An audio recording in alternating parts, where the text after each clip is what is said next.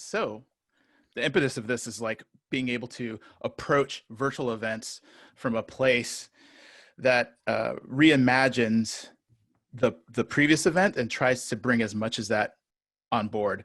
But what all the gains that we had with physical events in terms of being accessible and welcoming, with the rush to virtual events, a lot of that seems to be left on the wayside. So I saw a tweet that James sent me saying like they're seeing more manels than before. And that's man panels. And so what I did is I did the research and I wanted to bring into light some of the things that can be changed in this new going virtual that can help with bringing some of the headway we made in terms of accessibility and welcomeness over to the virtual space. One thing that people should try to envision is that their approach to this new virtual conference is not neutral. So when you're reinventing something or you're trying to create something, your first customer is yourself. And so you're building it to what makes sense, to what feels natural, and what feels like this is going to fix the problem or solve the issue that I'm trying to deal with. So once you understand that it's not neutral and realize that it is extremely biased and it's biased towards yourself, you can start to see some of the ways that, one, you can be negative, and two, how you can not be positive. And let me try to draw a distinction. So one, how you can be negative. So in the CFP process, in the language, and even some of the colors and graphics, you can be overly masculine or overly aggressive or very gendered. So whatever terminology can most identify you, that seems to make sense. That is one way that you can make it appealing to yourself, but also how it can be hostile for someone trying to apply. This also goes with regional biases. So using metaphors or language that can be really like idioms that could be very specific to a culture can also feel like it is not clear and can be hostile to someone else. And so that's one thing. And so so if you thought you're neutral, there are things that you can be doing unintentionally that can seem hostile. And the other thing that you need to take in is that you need to be welcoming, which is doing things that invite people in. So active work to call out who you want to participate and who's welcome. All right, so I came up with a list. I'm just going to read it here. I didn't make a presentation, but I'm just going to go through 3 aspects. And the aspect is of the organizer, of the speakers, and of the attendees. Let me get my notes up. So from the organizer perspective, as even starting, from the onset, if you're able to partner with a diverse group, so not just in your company, but partner outside your company with a third party that you might throw this conference with, put them in the same room, understand each other's directives and initiatives and goals, and then come from that standpoint in order to put on a joint event, that is a good first step. What that'll do is show that as a planning partner, that the diversity group that you're including, it could be from another country, it could be from the aspect of neurodiversity, it could be the aspect of gender diversity or sexuality, depending on what inclusion group that you want to bring in, the more the merrier, and able to do a collaboration, it shows that intention from the start. That'll allow you to probably find all the problems in private rather than work through them in public once they become public. So if you can find the groups at the very beginning and incorporate them, that is a really good start. Plan ahead. So make sure you have enough runway to execute this event. So several times we're like, oh, we had to cancel this event and now we have to do this whole nother event, but virtual in that same time period. realize that you might need to push out your date so that you can do the planning, not just from the internal perspective, but for the attendee perspective. So people who want to come or who can come, you have to realize that group might be different, and it should be different, especially if you're focusing on inclusion. And so giving more time gives more planning on your part and for your attendees' part. So to make sure that they can work it in their schedule to also deal with this new chaos that is our world. And so having a longer runway as possible is something that you want to build into the process. If you're rushing, that's when a lot of this stuff falls off, is when you just are trying to make a deadline. You're like, if we jettison all of these things, we can get there faster. So try to build an extra runway to make sure that you can plan it effectively. And then the next part is creation of your CFP and your registration. CFP first, because that comes first.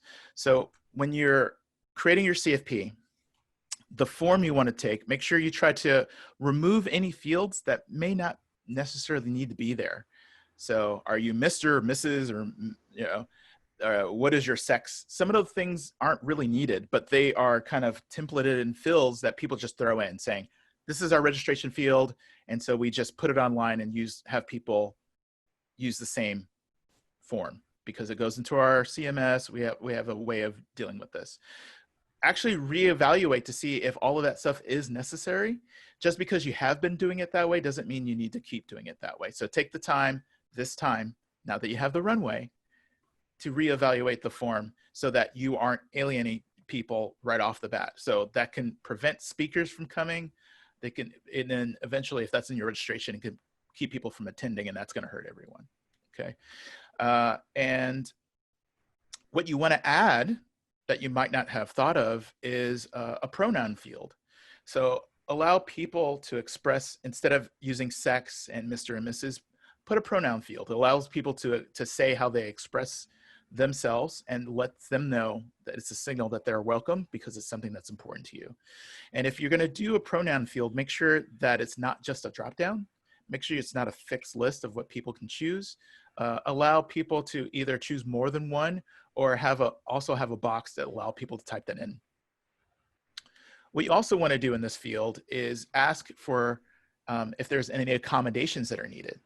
I know there are CFPs that say, hey, what AV equipment you might need if it's physically on site, but allow people to put what accommodations they might need in both the CFP process, saying, you know, I have this disorder that makes it so that I don't have a lot of energy, so I have to go first in the morning. If it's later, then I'm spent and I can't do that. So, or let's say that I have to use an interpreter. Can you provide that with my talk?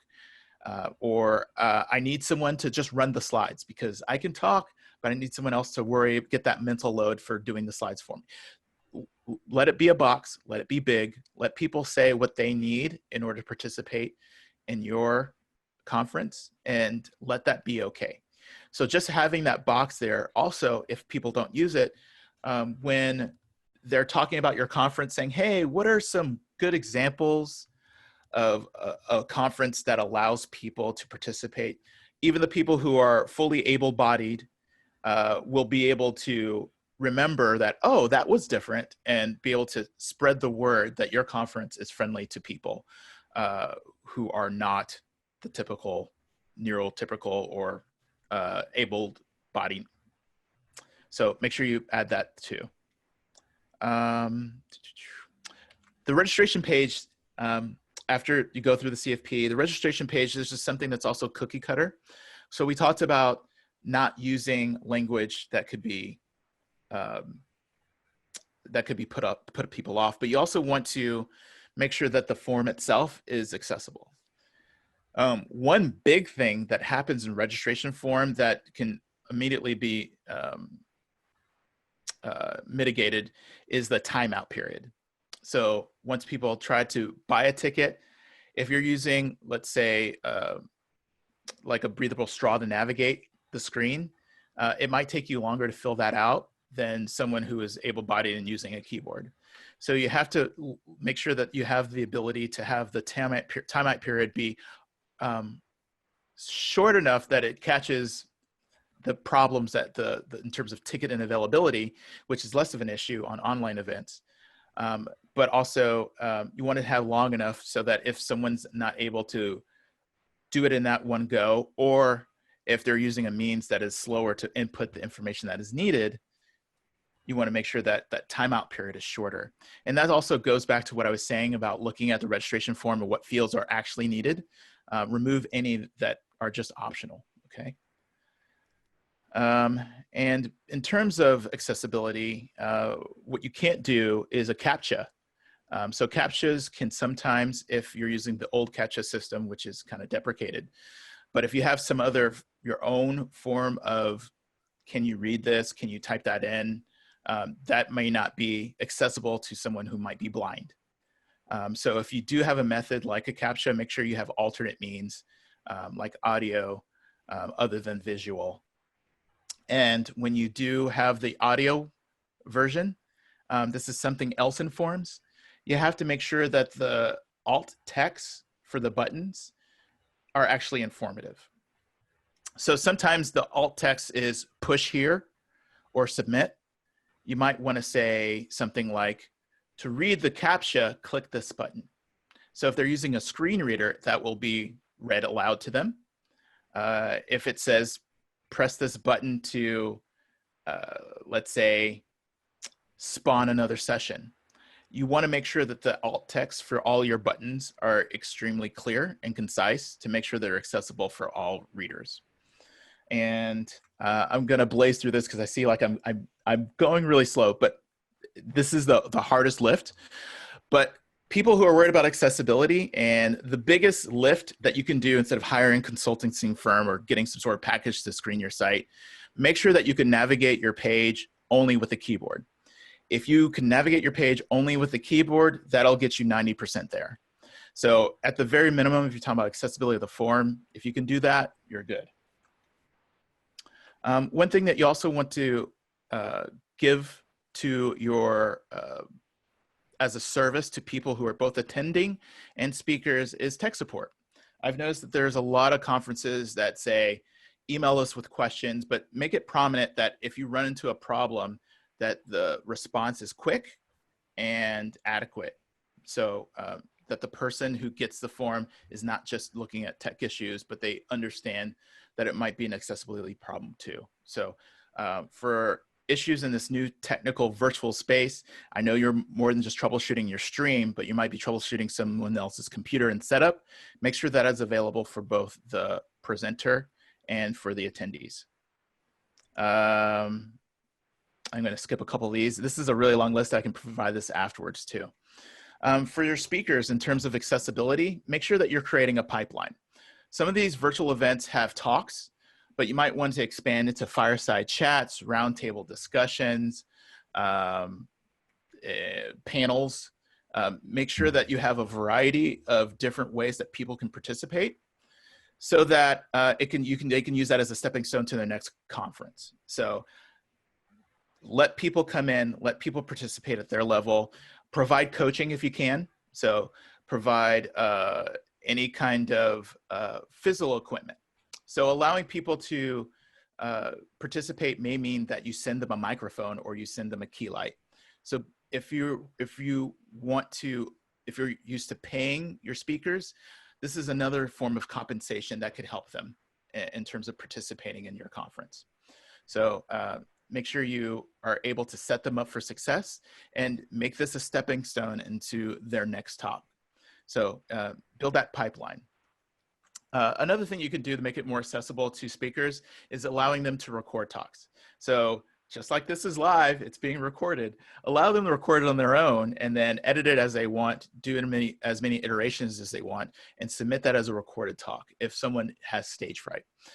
So the good thing about virtual events is that that is something that you can incorporate, but you also want to think of the person making it accessible to the person consuming the content. So if you do a recorded speaker, make sure that you have a full transcript or closed captioning available for those recorded talks.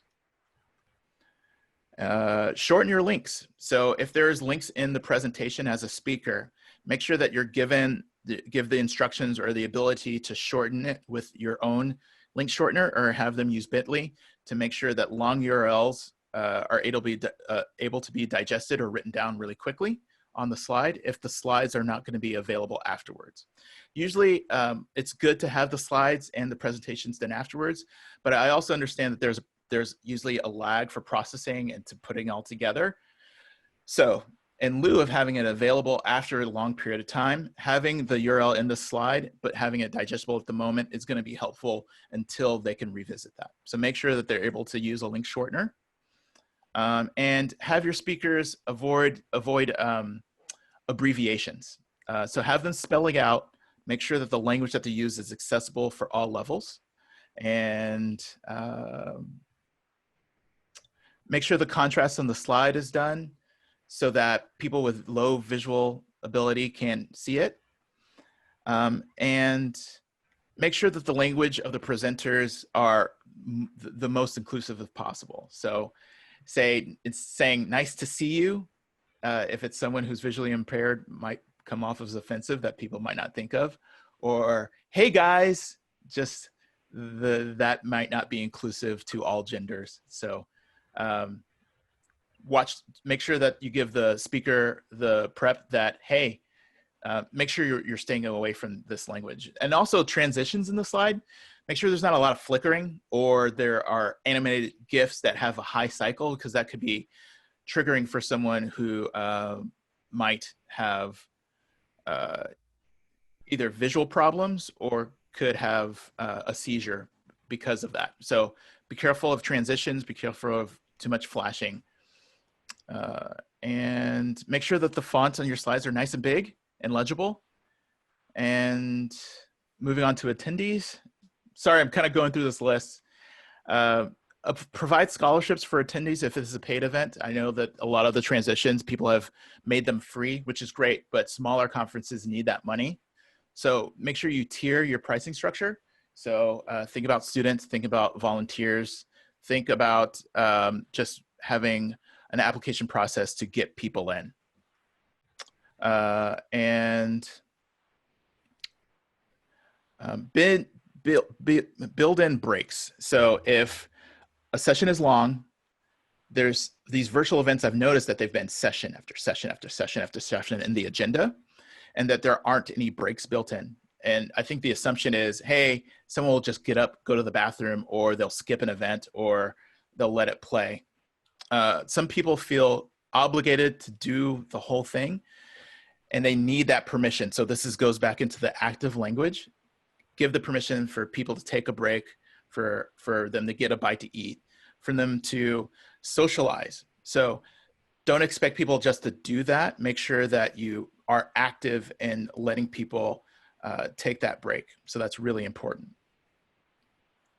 And also, if you really want to be diverse, you also need to look at your advertising. So by using Google Ads, or if you're using ads in other places, your targeting is important. You want to make sure that your targeting is inclusive as well as the conference. So the people that you want to come in, make sure that they can actually know that that opportunity is available. So make sure your advertising is to the speakers to say, hey, you're welcome here. We have scholarships. Make sure your advertising is to the conference and making sure that the groups that you're reaching out to can see this. And I have a lot longer list, but I feel like I've been talking for a long time without any feedback. So I'm just gonna open it up for questions and for comments and discussion.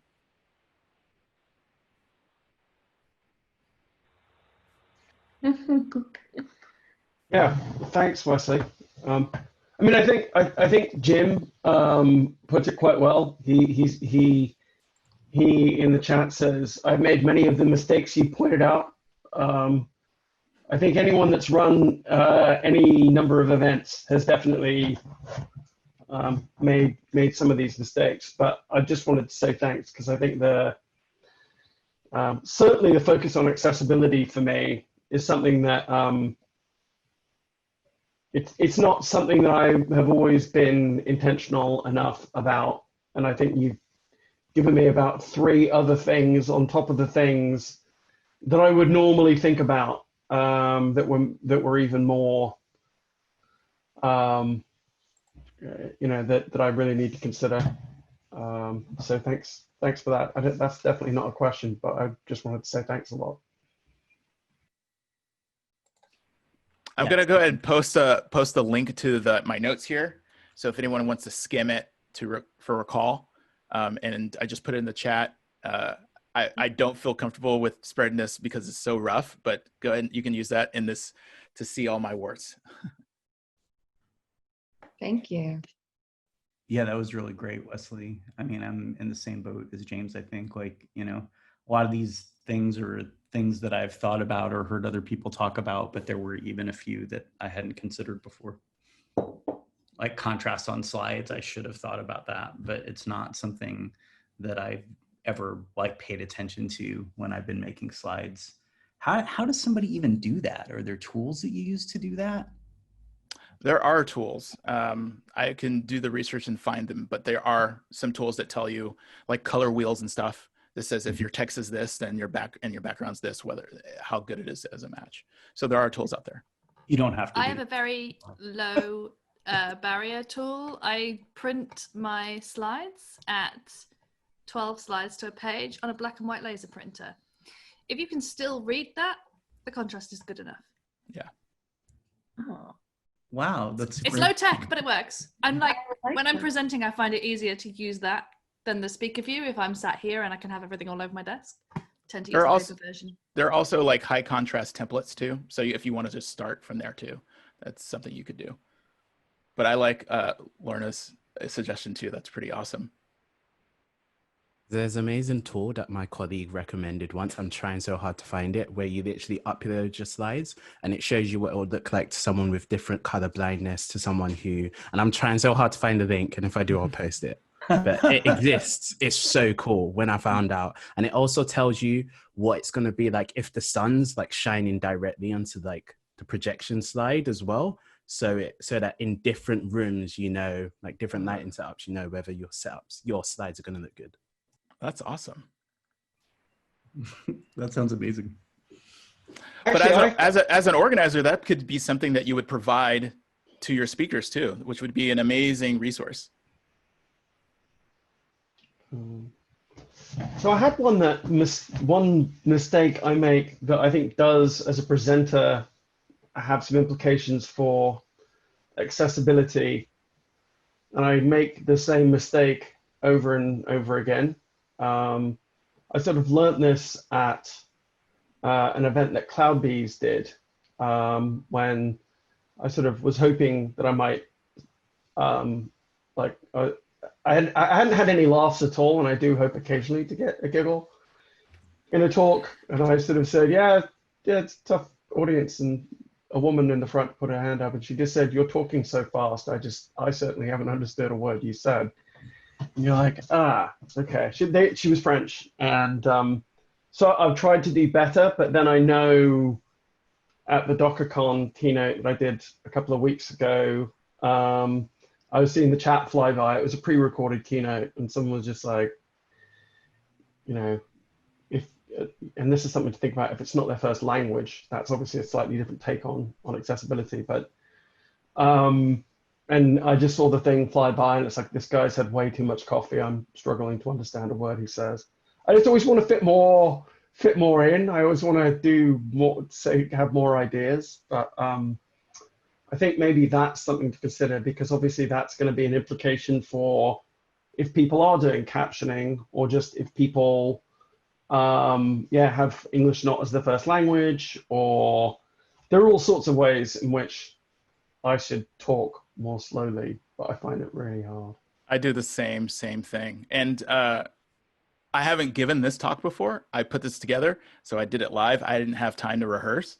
And so if you look at my notes, I have way more things that I talked about, and I just try to skim it so I could try to get through it. And so I totally do that. I was like, I need to over prepare because it's like 20 minutes. That's a lot of content, but I think what do they say? My eyes are bigger than my mouth, but in the speaker context. Can I ask you? Sorry, were you gonna jump in, Rich? Yeah, I just wanted to wondered if we talk a little bit about the pipeline thing, you know, because it's something that comes up a lot, and I went to DevOps Days Minneapolis last year, and that was just an amazing conference and probably the most diverse lineup of speakers that I've ever seen, you know, on a stage. And not only, you know, just like gender or race or whatever, but even in terms of like experience, you know, levels and the kinds of companies people worked at, it just was like a lot of really different people. And the reason that I think that happens is partly because there's one person in charge of selecting the speakers, which is Bridget Crumhout, but she also directly reaches out to a lot of people and invites them, right? So there is a CFP, and they get some people through the CFP, but a lot of the people that end up speaking are people that she you know, does the extra work to find and invite. And I feel like that's a really important piece of the puzzle. Yeah, most of the time when you have speakers at a conference, they usually are speakers that go to conferences. So if you want to make it a bigger group, you actually have to ask. I was in a fraternity in college, and do you know what the biggest barrier for people joining fraternities are? They've never been asked. And so I think if you're able to get them into that first conference, it allows them to change that vision of themselves, saying, I'm a person that does speak at conference or can speak at conferences. And sometimes just people need to be asked. That's certainly the approach that I've taken. I think, you know, you've got to be intentional about your speakers. That said, I know there are some. I know like I know when Serverless did a. That's interesting. And so you've talked about accessibility. I was going to call it like a blind CFP, but I feel like is that I mean, is that an acceptable term? Anyway, Did you say CFP, anonymized? Anonymized is much better. Thank you. Mm-hmm. An anonymized CFP, and they got great diversity. At least in that community, you know, to Richard's point, there sort of wasn't a pipeline issue. I've been thinking about pipeline a lot because we hear that in this industry, and certainly, you know, I've got a few friends that I'm currently trying to help get jobs, and you know, it is my contention that the pipeline problem may not be as severe as San Francisco Tech Bros think it is, but maybe that's offensive to San Francisco Tech Bros. I think that's okay. But being intentional, one thing actually I did want to ask you about, Wesley, was, so I think being intentional, I certainly in any event, and I you know, if in running offline events, all events are online now, I guess. So just in the olden days when I used to run events, we would also, I would, and this is, I think, one of the challenges perhaps for the economics of it, in terms of outreach. So I would hire someone to reach out to groups and invite them as you know, as sponsored attendees. You mentioned some of the groups. Do you have any groups in particular that you would that you, in your experience, have helped you to run better and more inclusive events? Are there any sort of, I mean, obviously there are a lot out there, but are there any in particular that you would recommend? There aren't, because that is like, let's say you want developers at your conference, like it's not a monolith. So there might be some that are more highly aligned to what you're doing and what your goals are that would work better. I mean, depending on the conference. So it's hard for me to give an answer of where to actually do that. There are some companies and groups that just focus on accessibility and that don't do conferences that are related to maybe your industry. That could be an option. But I do want to, so the general engineering answer, it depends, is the answer. But one thing I want to say, though, is diversity and inclusion, those aren't the same thing. That if you really want to have a really well-rounded conference, you need to do both. And the difference is back in the days of slavery, those plantations were extremely diverse, but weren't necessarily inclusive. Inclusive, it means that you need to share power. And so that power portion is where you get the inclusion part and what is extremely important. So at the very top, I mentioned about bringing groups in. So when you bring them in, it's not just to have diversity, but you have to have inclusion in terms of sharing that power. And that allows them to make calls, make changes, or say we need to go in this direction, and then that be effective. So when you choose this group, that's also, you need to make sure that it's a group that you're willing to share power with. So that's more on your control and being willing to relinquish some of that when you partner with this group. And so I just wanted to stress that part.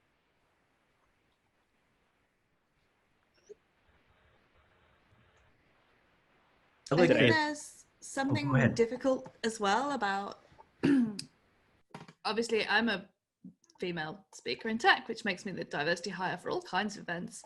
And that's been amazing in terms of opening doors and making contacts. But I'm now completely paranoid about it. And I think the red flags, I think this thing about sharing power is really important. It's about really believing in it. Telling me that my team is diverse isn't true when all the code is written by men and all the events are organized by women, right? Who orders the t-shirts, who writes the code? That's not, but you know, we're not bringing people in and letting them do all the same things, just some of the same things.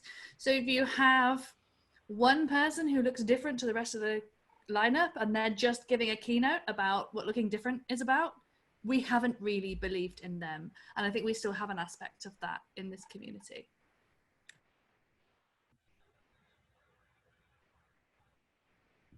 I really like the discussion about the accommodations box, you know, like for the CFP.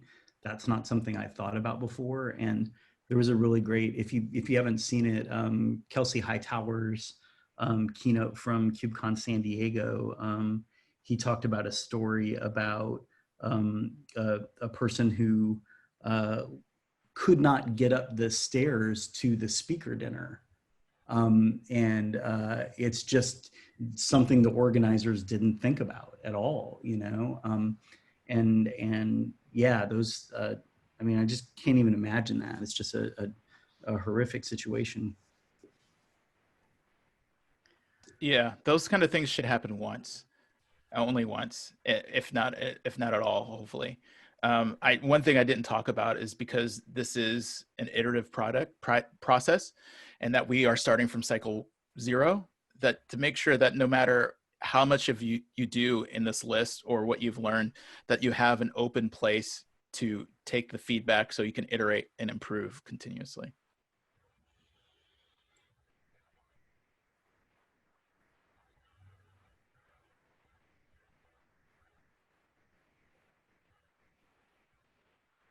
Again, you know, mistakes you made, you don't want to make again. I know that my conference, Monkey Gra, yeah, it wasn't until I actually eventually I made the whole conference about accessibility. And there were all sorts of new, I mean, it's the theme of the conference changes every year. But yeah, designing a conference to be wheelchair friendly is something that we should all be a lot more intentional about. And there were all sorts of issues there. It was interesting. You know, so we, for example, we ended up doing the event much further away from central London than we normally would, but we knew that the facilities were much better than some of the other places I would normally look at that were kind of edgy. But there was one, we were walking there and it was just these like cobblestones and lots of trucks driving by, and I was just like, this does not feel like somewhere I want to invite people to, particularly in this context. And that's something that we'll do, well, assuming events in real life, like, well, this is real life, but assuming events in person happen again, that's one of the things that we'll definitely take forward. But you have to go even further than that. So there was a young man that came to the event, and he was in a wheelchair. But like his situation was when he asked, about it, we were like, oh yeah, we've checked. We know that the bus does have a ramp and they can get you there and everything. But he was still really nervous. And we could have done a better. So what happened was he came the first day and didn't take the transportation offering that we had suggested because he didn't think it would work. Once he'd come and seen it, then the next day he was, Alessina, his name is, was comfortable to do that. But I think one of the things about being intentional is like making sure, and we had mentors for that group and all sorts, but you still thinking through those sorts of things and making sure that you've got enough people to support everyone's needs. And I think you've brought, the attention to that really well, Wesley, is super, like, just super important and not easy, but super important. Thank you. Since there seems to be a lull, I have one other thing that I wanted to bring up, and that's the COC, the Code of Conduct. I know I said don't use acronyms, but in my notes I did, so I can see where I'm going wrong. But the Code of Conduct is important because it says what is acceptable. And I've noticed that a lot of conferences have a Code of Conduct, which is great, but it's not extremely clear on how to enforce them. And also the Code of Conduct needs to extend beyond the conference. There have been examples of people and speakers being targeted on social media like LinkedIn or Twitter or Facebook after a conference, just because that's how people want to give their feedback. And so I just want to be clear that the Code of Conduct not just has to be there, but it has to be enforceable, and it has to be easy for people to find and use it when it's available. I think one issue that you talked about when we were preparing last week, Wesley, was, I mean, how do you do that in the sort of, because it's a bit, people's attendance at events, online events, can be a bit more sort of drive in and drive out. Do you have any sense for how as an industry we can maintain code of conduct when like people are just dropping in and then dropping out, and then they might be using a different platform for those abusive behaviors? Well, you could tie it into like something that's common, like an email address. I know they can use multiple email addresses, but I think there's pre-planning, meaning like someone can be extremely cunning and saying, I'm going to abuse this person's speaker, so I'm going to use a disposable address, and those are going to be hard. But I would say sometimes, generally speaking, or oftentimes, people aren't planning to be abusive. It's just, or they don't see it as abhorrent behavior. And so they may not do the pre-planning in order not to be caught. And so if you tie it to their user account, you tie it to their email address, you're able to track that and find that. And so the penalty may not be immediate, but maybe for the next conference, or if they are a user of your product, you're able to say, hey, you're no longer welcome as a customer, that you can try to enforce it that way. So it's not an immediate, you're banned, I'm kicking you out. That would be great too, but it also could be you're on the list, and this list never expires. So that might be a deterrent enough. But the person that you need to be more concerned about is the people who are being affected, and showing that you care and you're willing to do something is better than not doing anything. I do take James's point though. Sorry. Go ahead, Rich.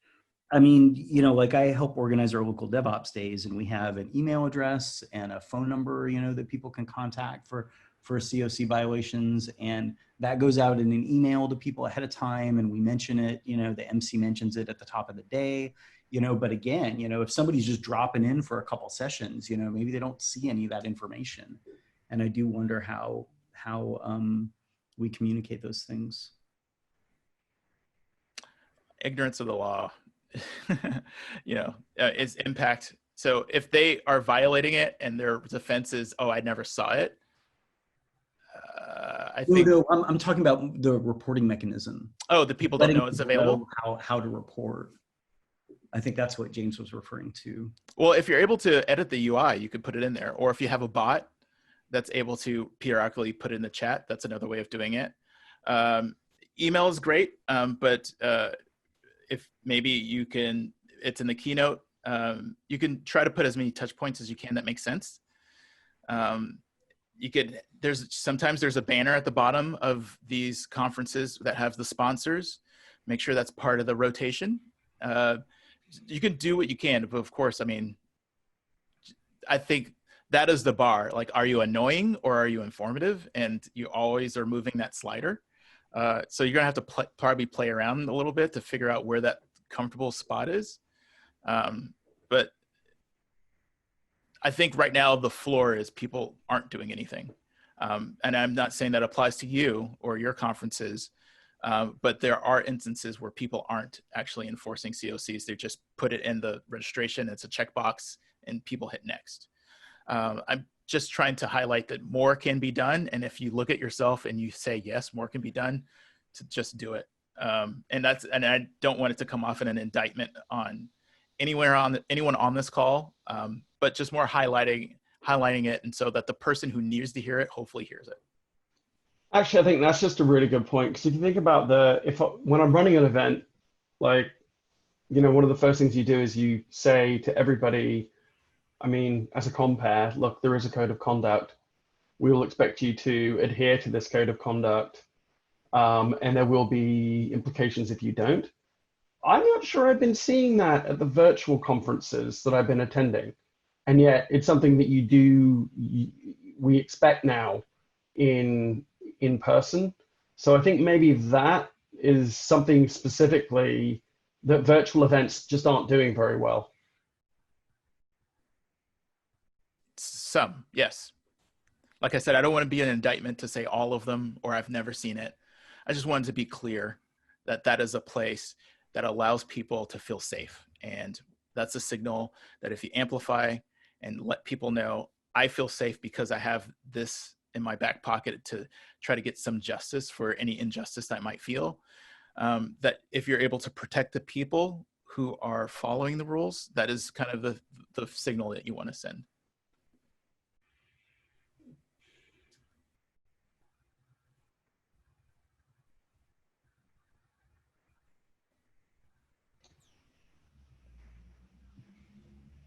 Oh, just one thing I do want to say, and it's not like, well, I don't know whether Wesley will have said this. I don't know if you will have seen the tweets. But one thing I do want to make sure that we do while we're here, and there are people here with like impressively wide networks of folks that they're talking to. Wesley is currently looking for a new developer advocate role. So yeah, he may not want to put that out there, but I will put that out there. As you've seen, extremely diligent, smart person. And yeah, so if any of you all that are watching this, either right now or on the recording, you should let us know, because yeah, Wesley is currently just looking for his next gig. So in the spirit of kind of scaling that, I hope you don't mind me saying that, Wesley, and if you do, I'll go back and delete the video bit. No, thank you. I appreciate the help. Thank you so much. Okay. Any other like questions for Wesley, or you know, more thoughts about how we can do better? Has anyone noticed anything good or bad about recent virtual events? I have a comment that maybe was mentioned, Wesley, and I missed it, so please correct me. But phonetic spelling of speakers' names for virtual conferences. was something that I actually had to learn the hard way that I needed. So with my past events have been doing, and it's been very helpful because there's nothing to make, in my opinion, someone feel nervous before speaking is getting introduced by the wrong name. Yes. Yeah, and I was just interested if anyone else has seen that in any other of their event registrations or anything. Huh. So you're explicitly asking for a phonetic spelling when they register, or Yeah. Okay, interesting. Not register, but when a speaker, so not registrations in general, but when someone submits to our CFP and then we send them the confirmation form, that's where I ask the phonetic spelling. And I learned with doing Hashi Talks for the first time in 2019, did not do that. And did it for all of them after the first one. Okay. Yeah. I can tell you not a horror story, but like something that happened to me as a speaker to a virtual event is there was kind of like a green room, control room voice in my head, as well as me speaking on the live event to the attendees. So like a back channel. And the first, I would say 6-7 minutes of my talk, they never turned off the back channel.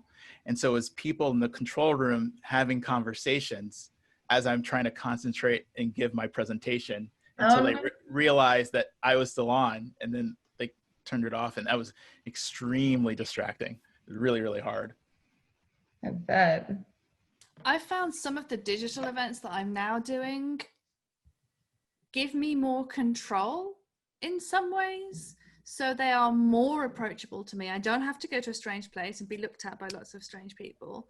I have control over my audio visual setup, which is sometimes taken away unexpectedly. Like I feel someone's just invited me to speak at a conference, which is normally on the wrong side of the world for me, and I'll be able to speak there this year because it's online. And I won't need to negotiate for travel or anything. And I think it also includes, like, this would have made a big difference to me, particularly when I wasn't working as DevRel for a big company with an expense budget, because it would have allowed me to get to more places. So I think people who can't get there for all sorts of reasons can now get there, and that includes me as a speaker as well as an attendee. And yeah, I have my setup and I just output what I say I'm going to output. And that whole "you're never groped by the AV guy miking you up" and stuff, that's all just gone away. Like, my normal looks quite different, and I'm not sure I want to get out of this cozy shell.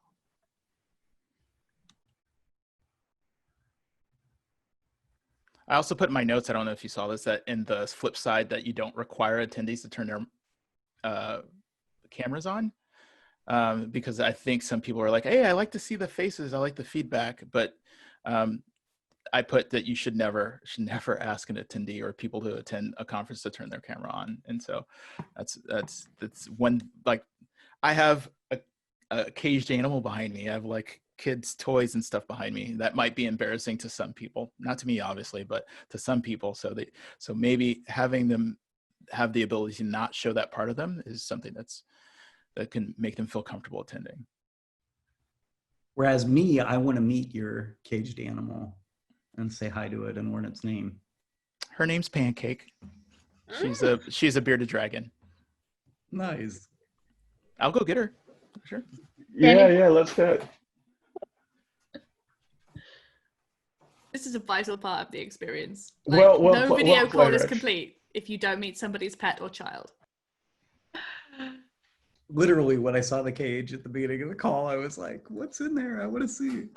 Rich, when it was just Wesley and I, a few minutes before the call started, that was the first thing I asked him. Wow. Hi, Pancake. Oh, okay.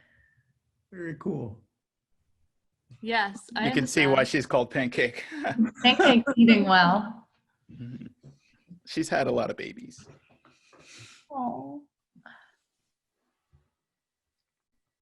And how old is Pancake? She's 3 years old. Okay. Say hi to the camera. That's Pancake. Thank you.